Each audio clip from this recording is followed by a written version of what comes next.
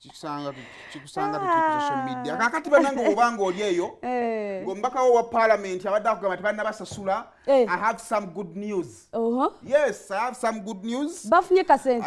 Enteekateeka bamaze dda okubeera nga ate bagiyiwa. Enteekateeka namutaayika kungera bakaba parliament bagenda okubanga basasulwamu okusinziira ku kiwandiiko ba ebbaluwa eyafulumiziddwa ng'eteekebwa eri buli mubaka wa parliament. Otyo. Kakati ebbaluwa eyo gy'olaba esooka eva mu parliament era ng'ebbaluwa eno yabadde eweerezebwa eri ababaka ba parliament bonna ku ngeri gye balina okusasulwamu n'ebyo bye balina okubeera ng'ate basasulwako. Ndaba eri wala kankozesa eno eri wano. Kaakati mu bye baatuwadde bibi nebbaluwa etandika egamba your monthly salary and the emolument from parliament. Omusaala gw'olina okufuna n'ebintu ebirala ebiva mu ki mu parliament. Ne bakugamba the process of creating or setting up your bank details in the database of the Parliament and the Ministry of Finance, Planning and Economic Development is now complete. The Parliamentary Commission has started paying your salary and emolument effective from the start of the 12th Parliament. Eranga ya Parliament yatandika nakuzumeza 25 May. Lero mmeka? Lero 22. Basigazake naku 3. Kakati amawuli amalala amalungi ne gajja ne babagamba nti this is therefore to communicate to you.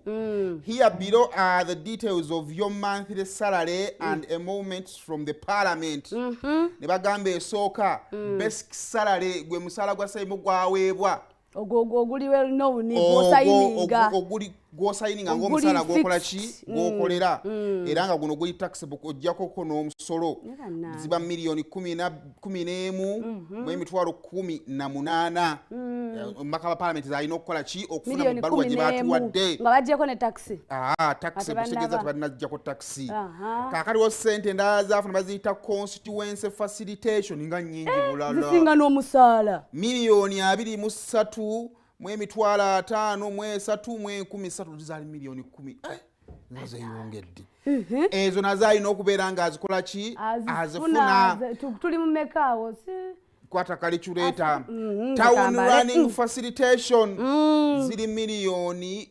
2,4 era nga zino zeeyongerako okusinziira ku buwanvu bw'obanga oli mubaka w'eraakaayi eri gye nabadde omwana yatugambye ebigambo nga tulyera akaayi n'eŋŋambo kaakati kisinziira ku bbeeyi yaki maya ku buwanvu bw'olugendo kitegeeza zino ziba zisobola okweyongerako kakati zino zibalire babaka bali mu Wakiso zibalire ababaka abali mu Mpigi zibalire ababaka abali mu Kampala ndowooza ne Luweero kati ababaka abasukkawo awo zisobola okuba nga zeeyongera zigenda paka milioni nga 5 kakati ozi bayita housing allowance agenda kufuna obukadde bugenda kubeera 5,500 nga nazo za mbaka waki wa parliament.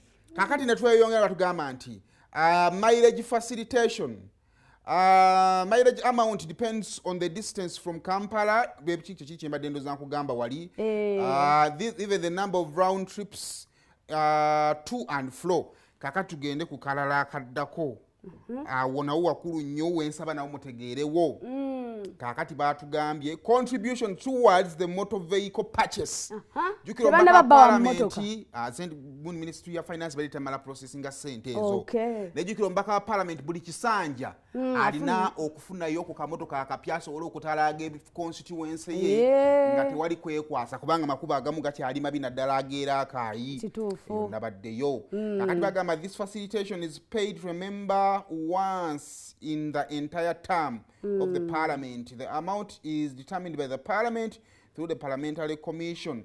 The government shillings 3 billion has been provided in the budget at the parliamentary commission for the financial year 2026-2027 for each member. The money shall be paid as soon as it released by the Ministry of Finance, Planning and Economic Development. Ezo nazo weziri ombaka parliament agenda kubanga azikola ki ngazifuna kakati tumalirize ne kibayise medical insurance benefit. Bakugamba batya the Parliamentary Commission meets the cost of the medical insurance for each member bagamba principal plus 5 dependents ke kanu nammere ko yateeka mwala wa biswanka.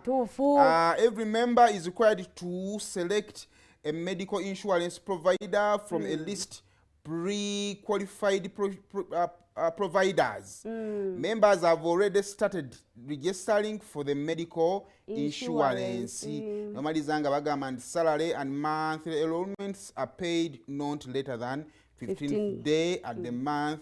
Okay, kati kitegeeza nti sente zino okubanga wezibanga zino ez'omusaala zazedda zamaze dda okubanga zituuka. So kakati enteekateeka nno bwetyo bweri ng'oggyeko insurance y'emmotoka neya ng'oggyeko emmotoka ne medical gundi omubaka wo alinako $65,528. Kati kwata bulungi emupiiwo. Naye lwakuba nti ebizibu kati Small government will be called follow up. Kubanga kati zino sente zino ennyingi naddala $2.3 constituency facilitation. Nti oba oyambako gyogira kulaakulanya nguudo bagulira alese ki ambulance kiki osobola okukolerawo constituency yo.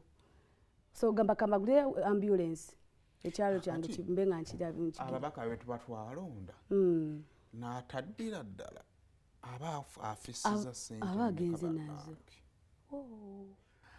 Ebyo nno bwe kyagenda mu maaso tugenda kwetolera mu Katonda tugenda tujje n'ebyemizannyo ate birthdays tujja kujja nazo waggulu wali. It is a new week. Bintu bingi bye tusubira mu lunaku olwaleero.